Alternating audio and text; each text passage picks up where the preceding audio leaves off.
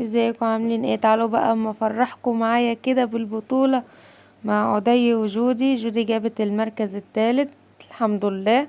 هي اول واحدة كانت تلعب اهيت، كان قبلها يعني كذا واحد، بس انا صورت جودي الاول اهي، وعدي كان بعدها بشوية برضه.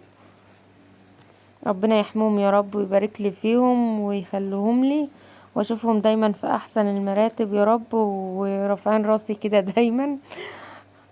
انا والله ما كنتش متوقعه ان جودي يعني ترفع راسي يعني وتجيب حتى المركز الثالث، بس بصراحه لا جابته والله. كانت قاعده بقى قبلها تعمل لي قلوب وبوسه وحاجات كده، ده انا ضحكت ضحك عليها.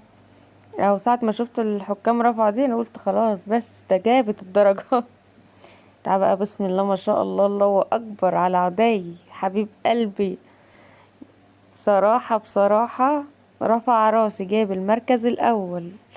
يا رب دايما يا رب دايما في المراتب العالية يا عدي. ربنا يفرح قلبي بيك دايما كده يا رب، دايما رافعين راسي ومشرفين. ربنا يخليهم ليا ويحميهم الاتنين. انا كتمت الصوت لان بصراحة كان في دوشة جامدة هناك، وصوت الميكروفون هو بيندعوا على الاسامي بتاعت الكباتن الصغيرين الاطفال الحلوين دول. ربنا يوفقهم كلهم يا رب ويفرح بيهم اهاليهم كلهم. بصراحة انا فرحت كمان لما عدي اترفع الارقام دي. بصراحة عدي جاب لي المركز الاول، ربنا يفرح قلبه يا رب دايما، وكان فرحان جدا. اهو دي الصورة اهيت وهم ماسكين الميداليات بتاعتهم والشهادات، فرحانين جدا وهم خارجين.